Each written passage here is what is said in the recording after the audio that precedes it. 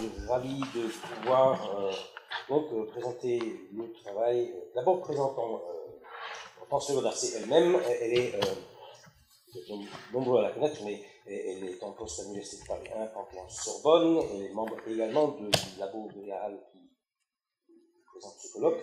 Et elle évoque comme grand thème de recherche Cuba, histoire et politique extérieure, intégration et diplomatie régionale, le buen vivir dans la constitution d'Équateur et le post-conflit en Colombie. Nombreuses publications sur Cuba et l'Amérique latine. On passera, mais surtout on a envie de t'écouter sur le sujet du jour, à savoir les résonances et les échos du Che dans le discours de l'ex-président de l'Ecuador, Rafael El Che Correa. C'est ça? Alors, on a besoin de t'équiper avec 2 micros. C'est absolument obligatoire. Donc, voici un micro. Oui. Merci beaucoup. On m'a demandé tout à l'heure de pouvoir parler en espagnol. Moi, en fait, j'avais préparé ma communication en français, mais il y a des gens qui ne comprennent pas le français, et donc, voilà, je ne sais pas.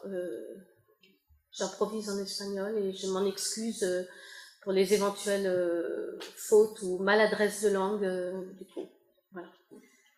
C'est bien ce micro, ça suffit.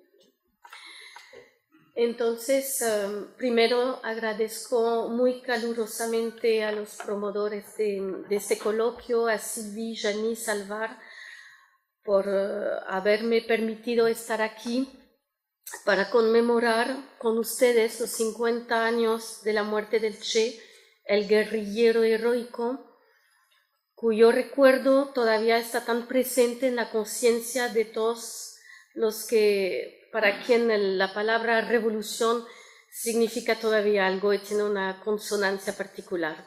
Bueno, hablar del legado guevarista hoy en día es, a mi parecer, hablar de esta huella profunda que dejó en América Latina y de esos valores que perduran más allá de las épocas y del vigor todavía de un pensamiento que está siempre de actualidad. Hasta la victoria siempre, queridos hermanos y hermanas, fue el célebre lema moderno que fue lanzado por Rafael Correa durante su discurso de investidura a la nación ecuatoriana el 15 de enero de 2007, ante una muchedumbre entusiasta que se había reunido a la mitad del mundo para venir a aclamarlo en aquel día solemne.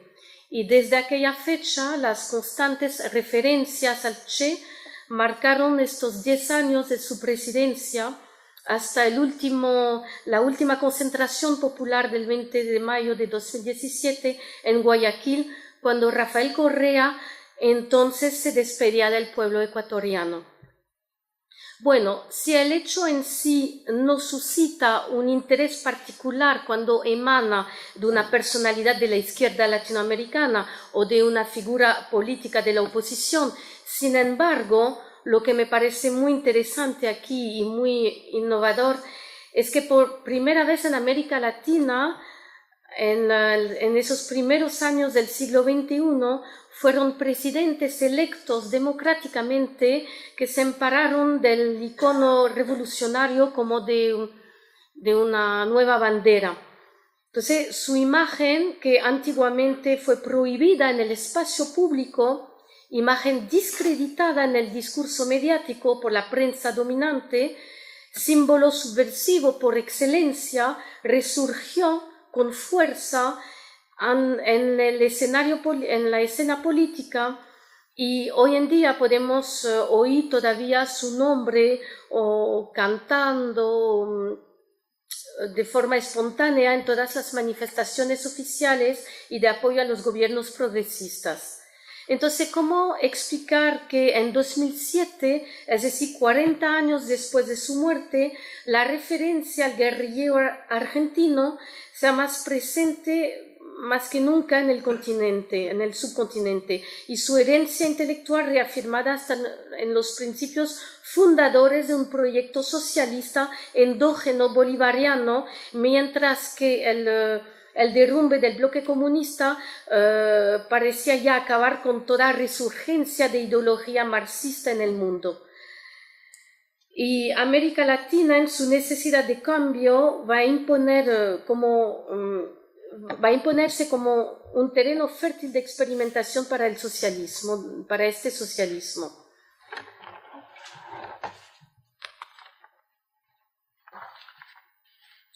Entonces voy a tratar de ver cuáles son los aspectos del pensamiento y de la personalidad del Che que inspiraron las realizaciones más significativas de la acción política del presidente Rafael Correa.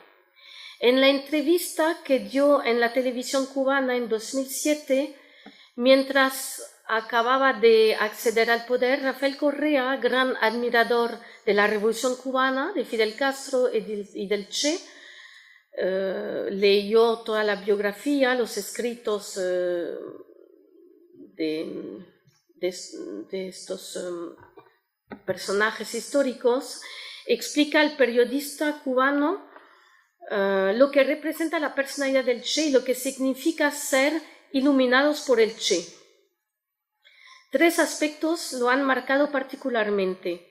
Primero, la ética revolucionaria y las cualidades humanas que lo caracterizan.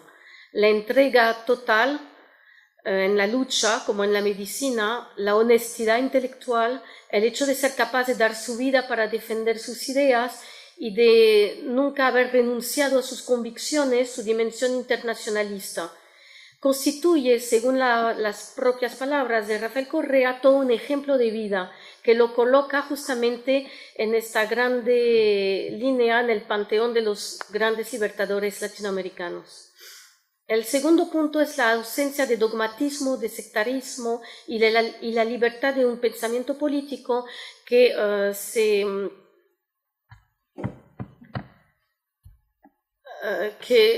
lo aparta un poco del modelo socialista tradicional para alimentarse de la complejidad de las realidades sociales, políticas, económicas y culturales propias a cada país.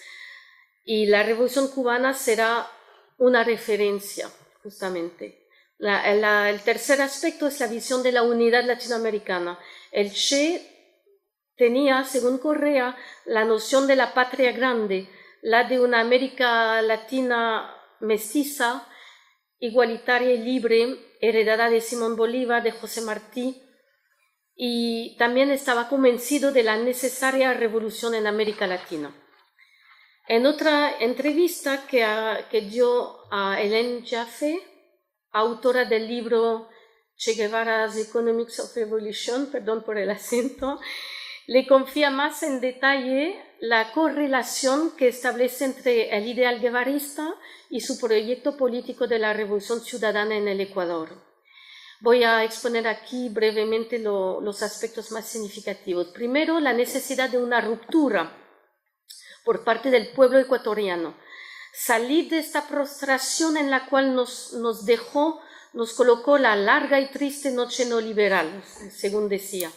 Había un deseo de cambio radical en profundidad, cuyo instrumento será la Constitución de Montecristi en 2008, redactada y votada por una asamblea constituyente compuesta en su gran mayoría por los miembros del partido Alianza País, cercano al presidente, y del movimiento indígena Pachacutic. El deseo de una nueva constitución para desmontar todas las instituciones neoliberales y construir los fundamentos de un socialismo que no pasa por la vía armada, sino por los procesos democráticos, la vía de las urnas, justamente porque las condiciones en una América Latina democrática ya no son las mismas, explica Rafael Correa.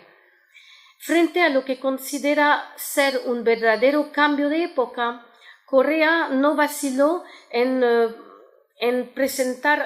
afrontarse a la influencia de los partidos políticos tradicionales en las instituciones públicas, lo que llama la partidocracia, y y no vaciló en poner fin a la política económica neoliberal de los años 90, la cual provocó, entre otros efectos, el aumento de la pobreza, de las desigualdades, la privatización de los servicios de base como la salud, la educación o el acceso al agua potable. Con esta constitución, el gobierno correísta quiere dar al Estado un sitio central en la redistribución de las riquezas nacionales y promover un desarrollo que coloca al hombre y a la organización de la sociedad humana en el corazón de las prioridades. Y desde el preámbulo de la Constitución está evocada la noción del buen vivir, el summa causa, noción que remite a la cultura quichua, a la cosmovisión andina.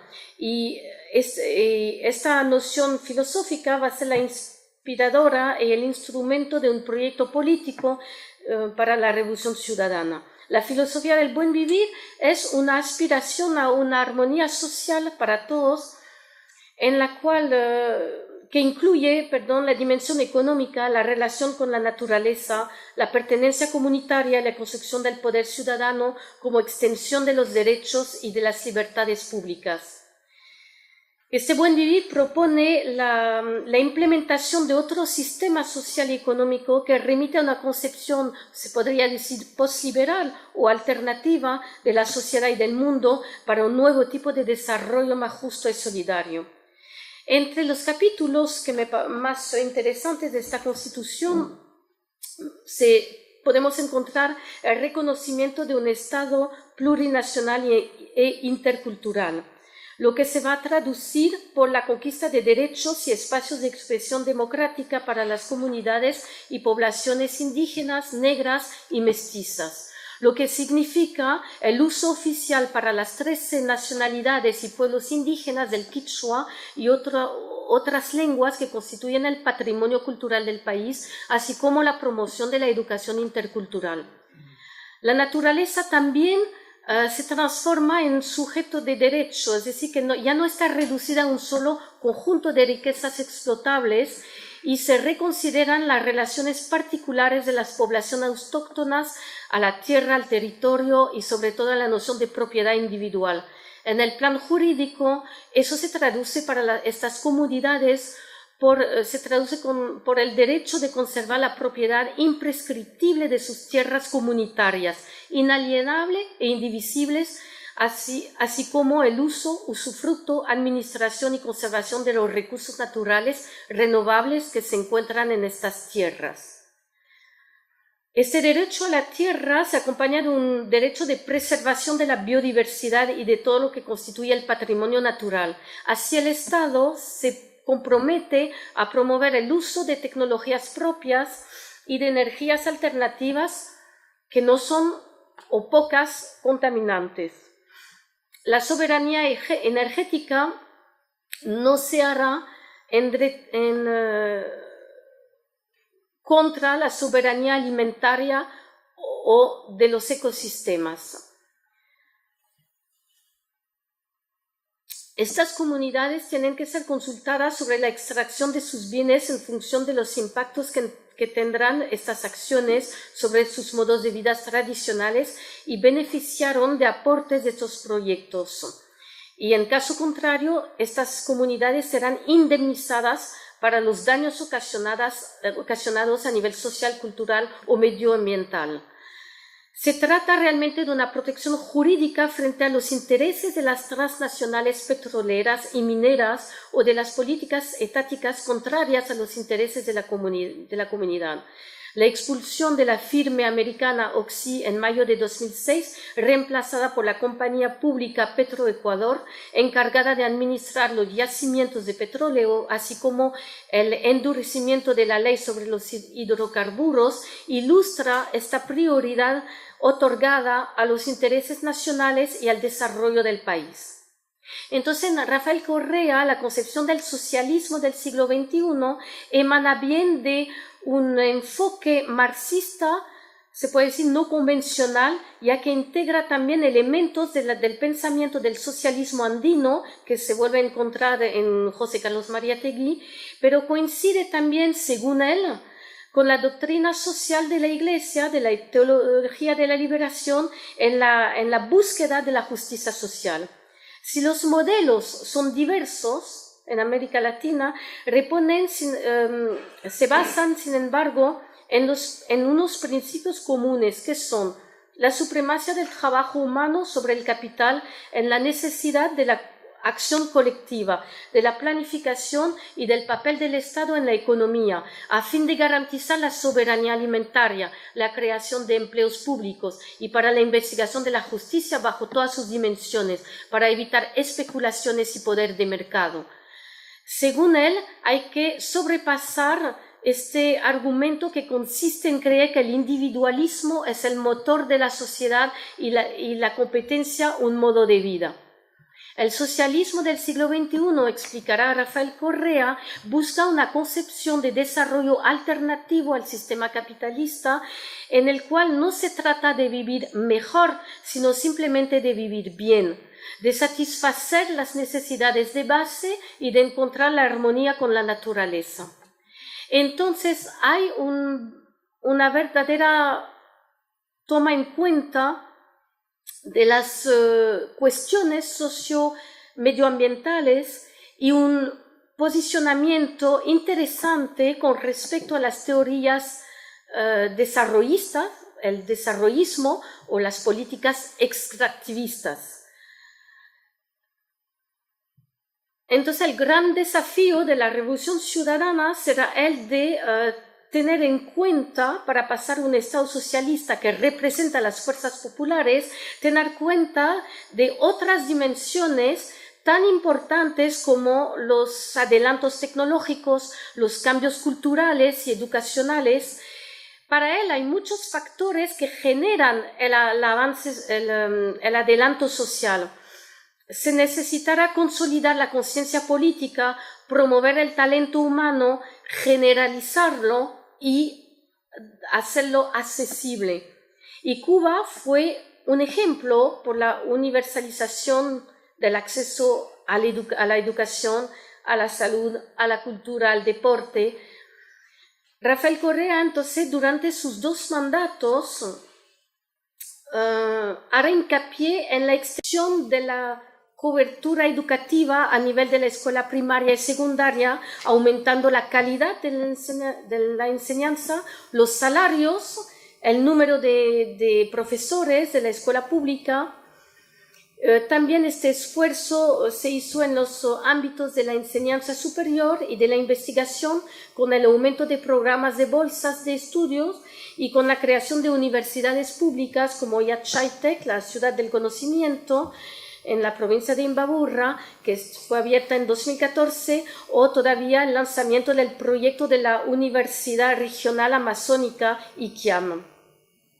Por fin, la democratización de la sociedad ecuatoriana fue también la implementación de un sistema universal de salud en 2014 y la difusión también de canales de televisiones alternativas como Telesur, que representan un contrapoder mediático necesario en América Latina. El segundo aspecto de esta revolución ciudadana que es relevante es la defensa de la soberanía nacional, que se expresa por el rechazo de modelos importados y por la búsqueda de soluciones adaptadas a las realidades nacionales. En el plan exterior se define contra la dominación imperialista estadounidense. Para Ecuador significó el fin del renovamiento del contrato de la base militar de Manta.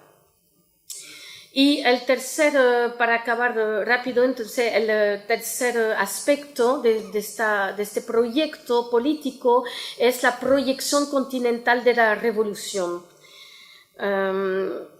Forjar la unidad de América Latina es una voluntad que compartió Rafael Correa tanto con Hugo Chávez como Lula da Silva, Néstor Kirchner, Evo Morales. Hay una gran vocación integracionista, dirá Rafael Correa, y que no tiene que inscribirse en la lógica neoliberal para constituir un gran mercado de consumidores, sino para convertirnos en una sola gran nación, para ser ciudadanos de América Latina. Entonces, como me queda muy poquito tiempo, yo voy a concluir con esto. Con el hecho de inscribir el legado guevarista en la tradición del independentismo revolucionario desde el siglo XIX, Rafael Correa contribuye así a la transmisión de la construcción identitaria de una latinoamericanidad combatiente siempre de actualidad. Si consideramos los pasos gigantes que efectuó Ecuador en esta década ganada, como dice él, entre 2007 y 2017, para adquirir una emancipación política, económica, cultural y moral, comprendemos mejor los puntos de convergencia que pueden establecerse entre la personalidad del Che y Rafael Correa, los dos marcados por una voluntad de transformación radical de la sociedad, una exigencia moral y un espíritu de innovación. Con el espíritu de innovación acabo con esta ilustración, la creación de un espacio de intercambio como el ALBA, muy heterogéneo, un espacio en perpetual reformulación con una singularidad muy fuerte, experimenta un nuevo modelo internacional fundado en el sentido del interés de los pueblos y en el cual la lógica financiera se reemplaza por la lógica de desarrollo y donde la competitividad también está reemplazada por la solidaridad y la conciencia social. Me parece una postura completamente innovadora si se consideran los largos años de pasividad decisional y de inercia características de los gobiernos anteriores. A una visión más objetual de la historia se opone hoy en día la noción de la corresponsabilidad y de la coacción en la elaboración de una diplomacia ciudadana. Se trata ahí de una verdadera reflexión sobre la colocación de otro tipo de desarrollo más cercano de nuestros principios, de nuestros valores, de nuestras realidades y de la realidad del mundo actual, dirá Rafael Correa. La revolución ciudadana en el Ecuador propone un nuevo paradigma de civilización para una maximización del bienestar colectivo, del buen vivir, en el respeto del medio ambiente como el bien común universal, que es una alternativa radical de sociedad ahora necesaria para el sobrevivimiento de la humanidad. Muchas gracias.